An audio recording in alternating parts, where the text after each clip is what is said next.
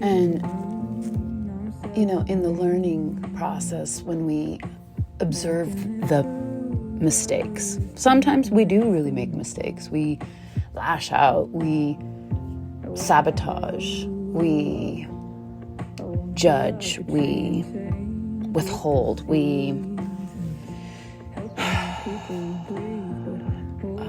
like I said earlier in my talks, this black and white thinking we can do with each other, right?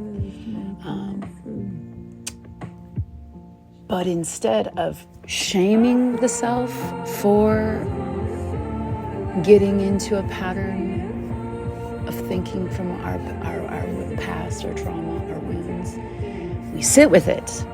And that's in this process, right? We sit with it, we give love to that wounded little self child.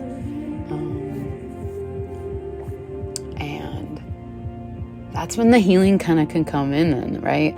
The healing comes in when we can sit with ourselves and not run away from,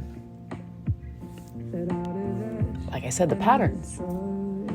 And then the patterns become less severe over time. It's a process, and you have to keep coming back. And every time there's a trigger, and let's face it, we're surrounded by wounded souls on the planet.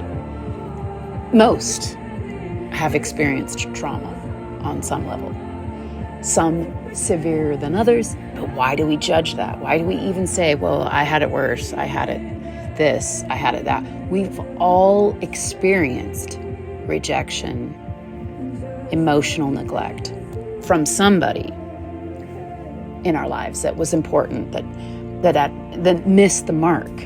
And what's helped me again to get out of victim land and blaming is to have this awareness that we're all in this process of coming home to self and who is self? Well, it's God in the center.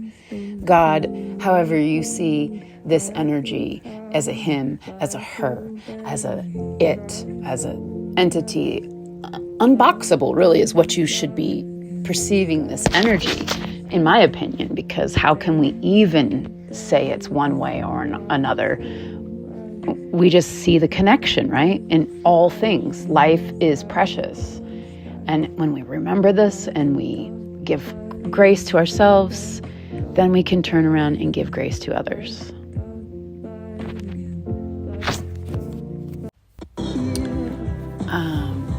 I think about, I was saying it's okay to make mistakes, and it is okay, but is anything really a mistake?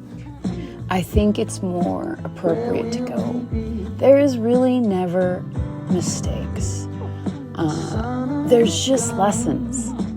So in these perceived mistakes, right, like these errors we make, it is to bring us back to where there is work to be done within, where there is love to be filled. When we seek outside of God for love, we will always fall short.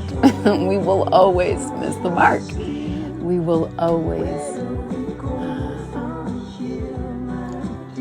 get disappointed, because if we're all each these sovereign beings, but connected, it's like we've each got to be on our journey to figure it out, to experience life, to express the way we feel called to express. I'm so big about that. Why do we define ourselves by what others deem acceptable or unacceptable to do in my vessel? I mean, this is the vessel I've been born into, to play in this matrix land or spiritual realm, however you want to look at it.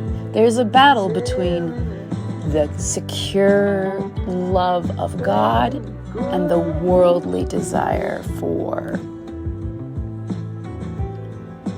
specialness, right? Really, I'm not more special than you. we're all special. Every soul is special. Every soul has purpose. Every soul is meant to be here in the now. And again, here's what helps me to go, I can't other somebody. I can't other the person on the other side because I'm looking at myself. I can't tell a person, you have to think this way, you have to feel this way, God is this way. When God is coming through to each soul in its own unique, sovereign way that's necessary for the full awakening to take place. And we're all in a different process of it. We're all at a different stage of the game. I think, this can go so far, so deep, and far within soul. Just continuing on with the love theme of things, searching for gold is an interesting concept, right? And are we capable of seeing the gold in each other? I've always recognized that aura within another. And that's where you kind of just say you're golden. I love that concept of seeing each other in our light, shining, free, in our sovereignty, in our operating in our gifts. That's when people are golden. they glow, right? They shine. And it isn't about being shiny though. It's not coming from an egotistic place of I'm like a golden sculpture and I'm supreme. No. It isn't that. It's this authentic harmony that's one. You're able to witness the authentic harmony in another. You can see something that you're hungering and craving for even within yourself. It can borderline on envy, I think we got to get away from, it's not envy either, because it's like you appreciating freeness, right? When one is really stepping into their gifts, when one is in tunement with God, when one is free, that is very golden. It's just bright. It's divine. God wants us all free, all in our divinity, standing in our gifts. And it isn't about seeking this perfect illusion of a gift, because quite frankly, the very best of artists also have been the very worst at times, right? They started out with lots of failure, rejection, denial, and then they kept persevering and practicing and honing and experiencing, and then hit flow. And that's golden. That's it. That's the golden element.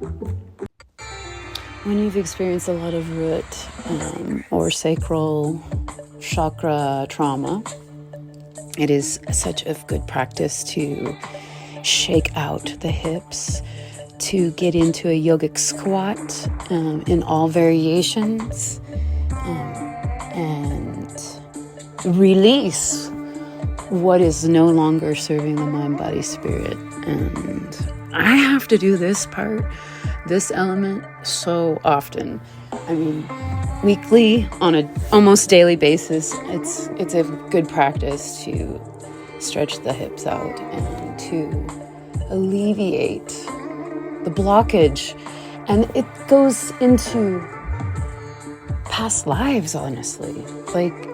I can think I've purged everything here in this now, but we have generational trauma. It is a real deal. And so we have to look into our lineage, and as women especially, the trauma within the sacral is huge. And I was very locked within toxic mindset around my sensuality, my sacral, sacred sensuality of the root chakra, the your divine sexual being. Excuse me. And it is of utmost importance for the divine feminine, especially, to work this area. And men too, I should say, just as much as for the masculine, but in truth, for the feminine, it is of utmost importance because it brings your power center back. It helps to then unblock your solar plexus, your self-confidence. And when you have been societally conditioned to be very ashamed of your sensuality, and there is absolute a mixed message that is portrayed to all women. It is to hide it but turn it up and turn it on at certain times. That is appropriate, but for the majority of the time is to suppress it, is to hide it, and you can conceal it from the world because men don't know how to control themselves. And then you've also experienced that element where men have not been able to control themselves. I don't know a woman who hasn't been sexually assaulted in some way, or harassed, or mistreated. And so, yeah, it's a pretty powerful and important one to work through. That's all I gotta say.